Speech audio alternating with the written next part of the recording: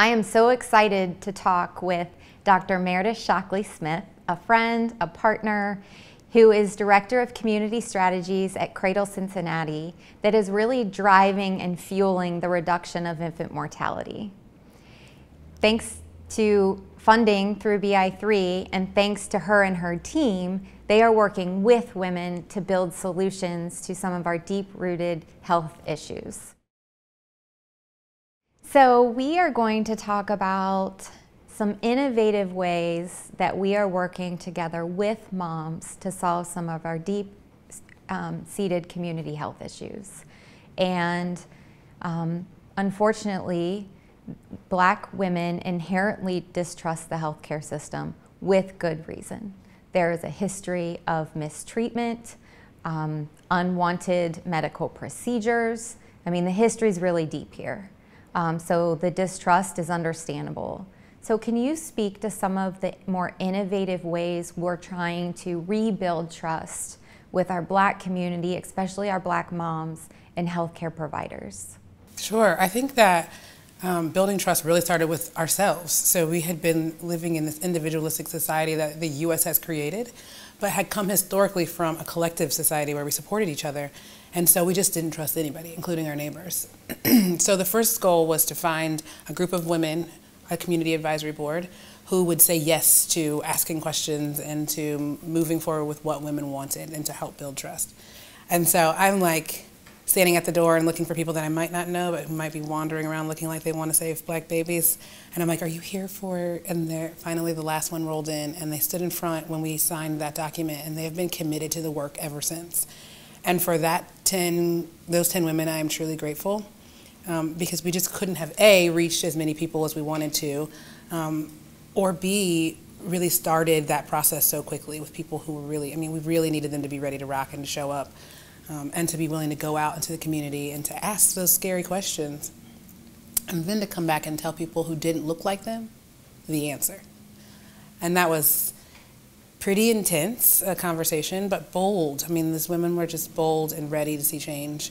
And the rest of Cincinnati showed up. They're like, yeah, thank you for asking. And then our next move was, how do I get you to trust me? And so we started to build community. And that building community piece was the key. It was the shift in the way in which we do this kind of work. Typically, we create an idea from our own minds, whoever that is, and often not a Black woman, and then we are like, let me get funding for this idea, and then you do it, and whether or not it's working, you're on a 3 years, you just keep doing the same thing and hoping for a different result, which is also insanity. Thank you. Mm-hmm. Also the definition of insanity. And so really that piece of the work, and I say this all of the time, but flex dollars from BI3 really allows us to do that and build that trust work was essential to the shift, because then they started to hear the messaging around health and prenatal care and what needed to change or shift in the way in which we behaved in order to have longer, keep our babies in longer, because extreme preterm birth is the hardest. Leading cause of infant death. Battle to attack, you got it. Mm-hmm. And that trust is so important to get early prenatal care, right? Yes, I want to go only if I want to spend time with you, if I trust that you're going to be the person who won't judge me. So I mean, we live in a society where if you're not heterosexual, married, and of a certain age, and maybe even of a certain education level, then why are you getting pregnant? And then there's this shame that gets passed around. And so that's another thing that we try and do at Queens Village, which is to say, if you are having a baby, we are celebrating that. And what we want is for you and your baby to be healthy. So Meredith, you've mentioned several times Queens Village. Can you share with us what is Queens Village? I know it's your brainchild, but can you kind of describe what it is and why it's so important? The community said, I don't feel heard, seen, or valued. And my biggest problem with pregnancy and my baby up till 1 is that I am stressed to the max and I feel isolated, as if quarantine did not impact that enough. So that's what we went to work on, creating a strategy that helps them feel like we are hearing them. It helps women feel like the narrative is changing and that we are celebrating them. So we did lots of specific things, from the dinners that we shared to yoga and meditation for stress relief. And then the gathering together. So there are two kinds of gatherings. One is kind of across lines of difference, so that we're building empathy with the medical professionals and sort of looking at the wraparound program, so direct service of Cradle Connections and policy work.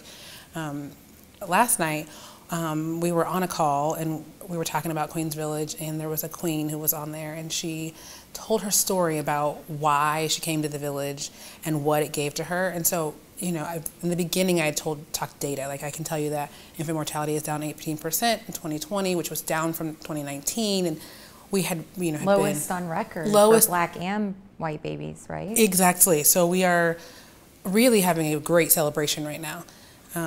But I think that is the end-all goal, overarching. But when we think about public health, the fact that you are reaching women at a level of healing and emotional stress, that talks about sustainability of the work. It talks about lifting up leaders and creating systematic change in hospital systems. That's the story, I think, that for me gives me the most excitement, the most joy. She was like, I was at my worst. I had lost my job, I had 2 children. I was pregnant with my third. I was having a difficult time with pregnancy, and I came to an event and someone got my number, and called me and followed up and said, how are you doing? And then came over, showed up. And that's the work of a village, where it's like, in quarantine, it was like one of those things where thank God we had been working for a year to know each other because we needed each other for sure in that time. So can you say more about that? The pandemic has challenged and changed all of us. And here are a group of women who were able to come together and building that support, and then the world changes and they can't see each other.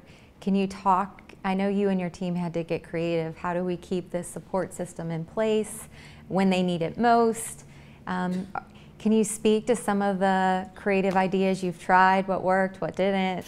One of them was that school shut down and they needed to get every household technology. So the computers were a beautiful thing, and they needed to get Wi-Fi in places where Wi-Fi wasn't going very well or where that Wi-Fi was slower. And so we were able to use that technology that was given by somebody else and paid for by somebody else to support moms in ways that they really needed to. So we were able to ask, what time of day works best for you? Is it Facebook? Is it Zoom?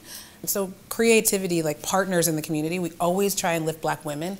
So Black women artists would send in, like paint by numbers, and we would mail it to their house, and we would have activity rather than a talk.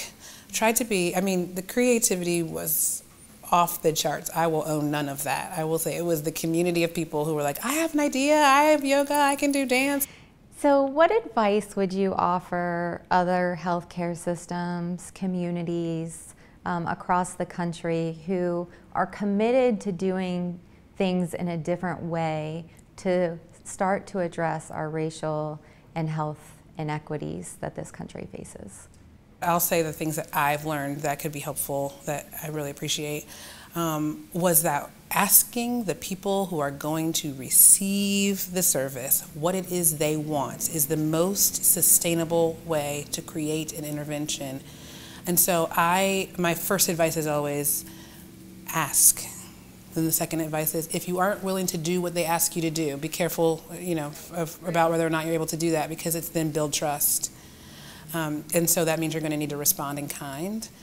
And then the next thing I'd say about it is you could do that lots of different ways.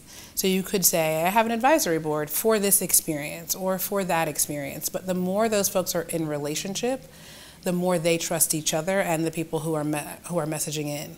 So that means that I can now choose somebody who might not be a Black woman, who is not in this space, but you trust me to choose an OB-GYN, for example, to come in and share with you about maternal death or about infant mortality or about exercise or whatever it is. And so continued sustainable relationships with folks you're trying to serve.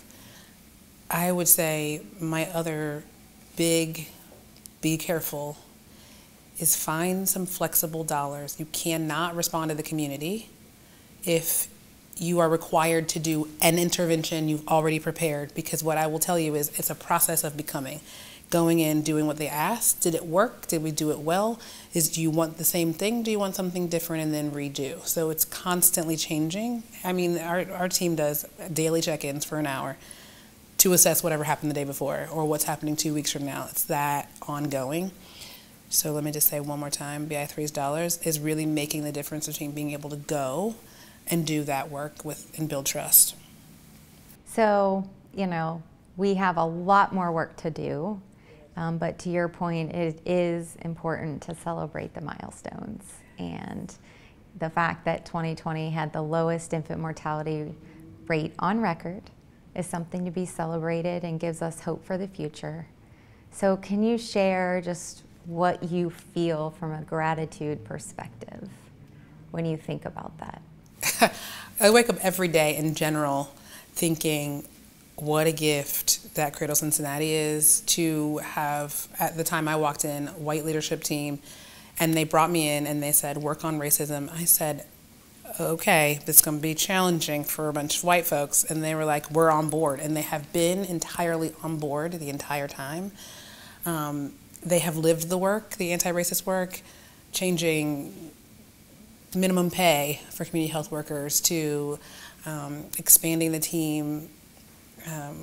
It's been awesome, so I'm entirely grateful. Meredith, we've talked a lot about engaging with women in the community, hospitals moving beyond their own walls and working in partnership with the community.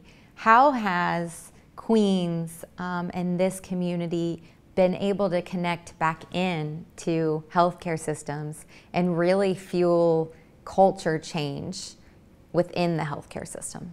The Queens have been on a journey for the last 3 years inside systems. So for example, when we did equity training at every hospital system, they were in the room with medical professionals. So when we had conversations, it included everybody's voice as we're thinking about what do you want to change? Hospital systems being ready to share their equity work externally. That's huge. It's huge, so that moms will know, am I safe here? Do you know there's a problem? Are you acknowledging it? Are you working on it? I think there's also a reality of policy work. So what policies are happening in the hospital that are negatively impacting infant mortality and maternal death? And so they are able to help name that and then go as far as to lobby with you and to think with you as you change and lift the equity work happening in each hospital system. And I know that you've taken some women to Columbus, to the state capitol, and had them share their personal stories. Did that resonate with the politicians? We've had some wins around housing and women who are pregnant going to the top of that list so we can get infants safe and healthy housing. So I think policy is super important. Systems change, thinking about what needs to actually shift to have a sustainable outcome. So it's wonderful to have 2 years of winning and the lowest infant mortality rate we've ever seen in Cincinnati. But it's another thing for us to not be having this conversation in 3 or 4 or 10 years. So what's the sustainability piece? And that's what we think a lot about, and you know this with BI3 is, we fund direct programs, but programs only last so long and help so many people until the funding runs out, right? And so how can we look at programs differently to really feed policy change, right? There's so much happening within a program that can help facilitate change at different levels. The sustainability piece of the work without money, in particular in community work, is that the community starts to hold it themselves. So what we're doing essentially is dinner and relationship building, which is how everybody's got to eat dinner regardless. So if you bring your one item to the table and you start to build trust and relationship, even across lines of difference or in your own community, you start to have systematic, you've changed all on your own. It doesn't cost you money. And it builds all the capacity. So capacity building and community building really is a sustainable model.